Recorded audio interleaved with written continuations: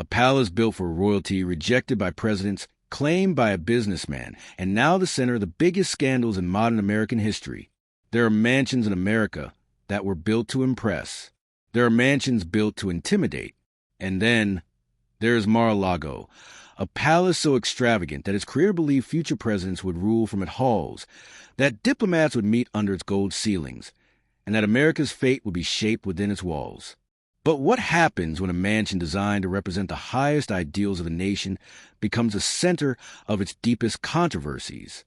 Because behind the ocean views and imported Spanish tiles, beneath the gold leaf ceilings and Venetian arches, within the 126 rooms constructed with unlimited wealth, lies a history of rejection, resentment, political obsessions, secret deals, FBI raids, and scandals so outrageous that even Marjorie Merriweather Post, the mansion's original owner, could never have imagined what her dream home would become. This is the story of a mansion built as a legacy, but transformed into a lightning rod, a place where the ghosts of America's old aristocracy collide with the chaos of modern power, a stage where private ambitions become public storms, and where one question rises above all. How did a Gilded Age fantasy estate become one of the most controversial, most watched, and most politically explosive properties on the planet? Today, we uncover the scandals Mar-a-Lago tried to hide. The betrayals, the power games, the secret clubs, the FBI raid, the classified documents, the lawsuits, the strange guests, the late-night deals, and the legacy that refuses to die. This is Mar-a-Lago, a mansion America can't ignore, even if it wants to.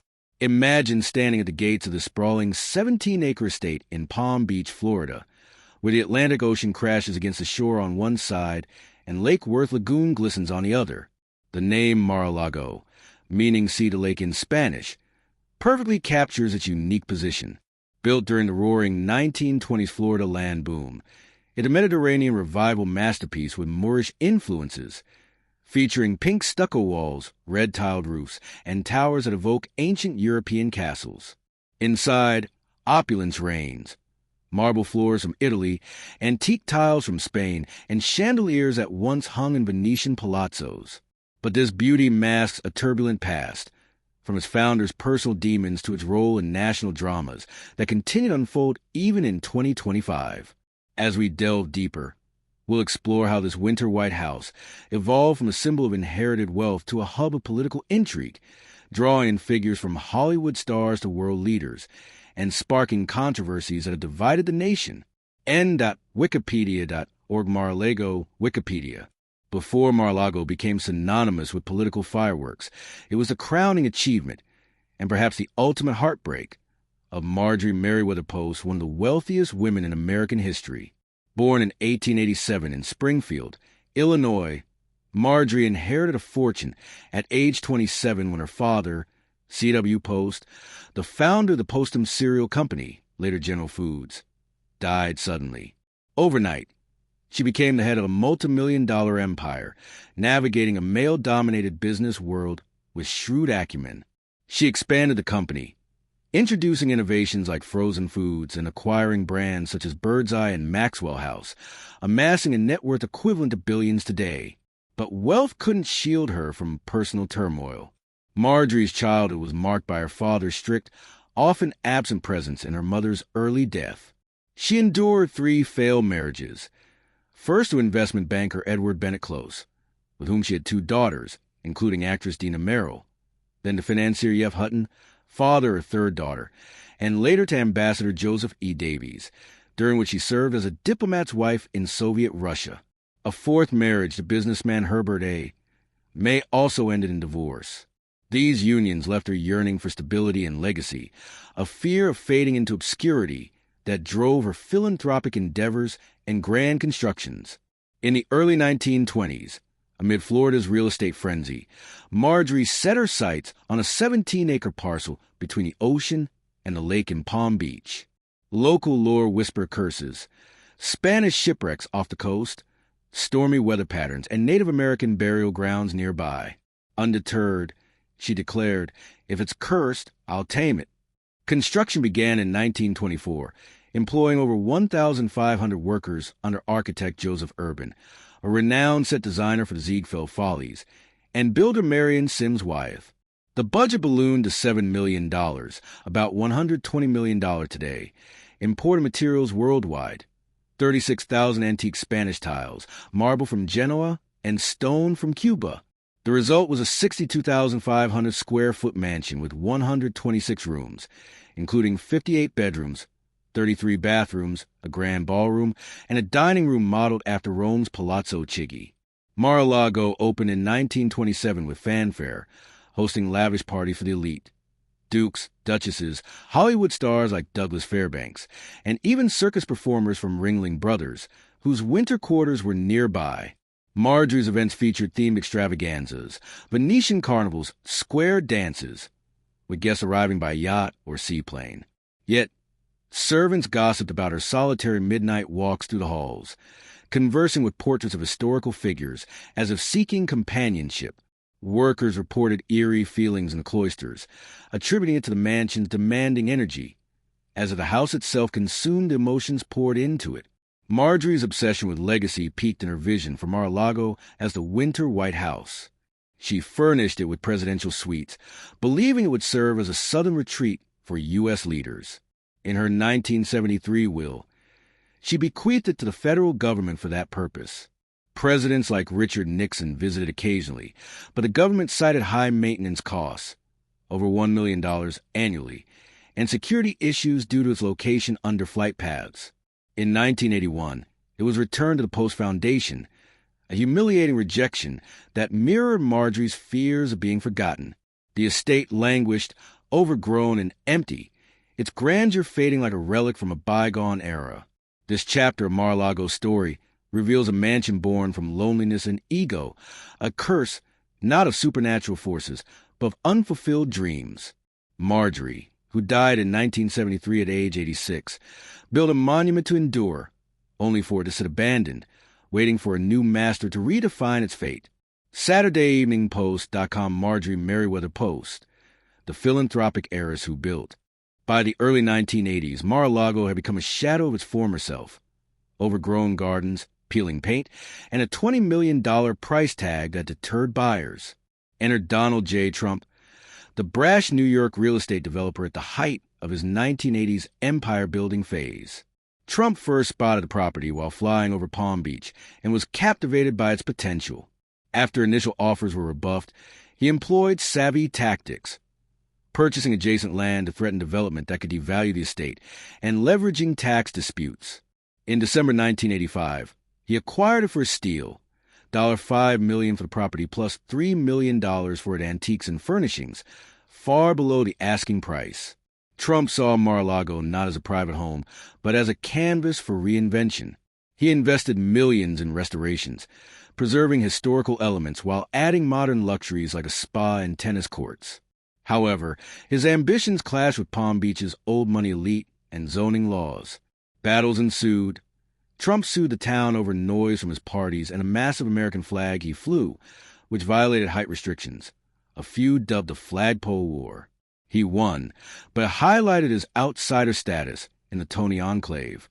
In 1995, facing high upkeep costs, Trump transformed Mar-a-Lago into an exclusive private club, charging $100,000 initiation fees, later rising to $200,000. This move scandalized traditionalists, who viewed it as commercializing a historic landmark. Membership boomed, attracting celebrities like Michael Jackson, Oprah Winfrey, and Bill Clinton alongside business tycoons. The club became a power hub, hosting galas, weddings, and fundraisers. But scandals simmered. Rumors of secret tunnels unsubstantiated, though underground passages exist for staff, and neighbor complaints about traffic and security. During Trump's 2016 presidential campaign and subsequent presidency, 2017 to 2021, Mar-a-Lago evolved into the Southern White House.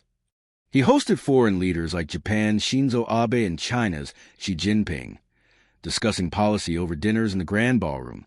Critics decried conflict of interest, foreign officials and lobbyists joining the club, potentially influencing access. Over 500 visits by political figures and donors occurred, with taxpayers footing $3.4 million in security costs for Trump's frequent trips. One infamous incident involved a 2019 dinner where Trump discussed North Korea with Abe while club guests eavesdropped, raising security concerns. Personal scandals also tainted the era. In 2005, People magazine writer Natasha Stoynoff alleged Trump inappropriately touched her during an interview at Mar-a-Lago, part of broader accusations from over 24 women, which Trump denied. Trump barred Jeffrey Epstein from the club around 2007 after Epstein allegedly harassed a member's teenage daughter.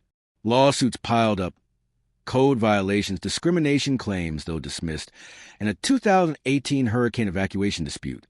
The Trump era turned Mar-a-Lago from a faded relic into a circus of ambition, where ego clashed with history. It became a playground for the powerful, but also a battlefield for egos and ethics, setting the stage for even darker escalations. Please subscribe to this channel and comment where you are watching from. The summer of 2022 marked a dark turning point for Mar-a-Lago, transforming it from a symbol of presidential privilege into a focal point of national legal drama. Tensions had been building since Donald Trump left office in January 2021. The National Archives requested the return of presidential records, discovering that Trump had taken 15 boxes of documents to the estate, including classified materials. In June 2022, Justice Department officials visited Mar-a-Lago, retrieving more items, but suspicions lingered that not everything was handed over. On August 8, 2022, in an unprecedented move, FBI agents executed a search warrant at the property while Trump was in New York. Over 30 agents arrived early morning, securing the premises and searching offices, storage rooms, and even Trump's personal safe.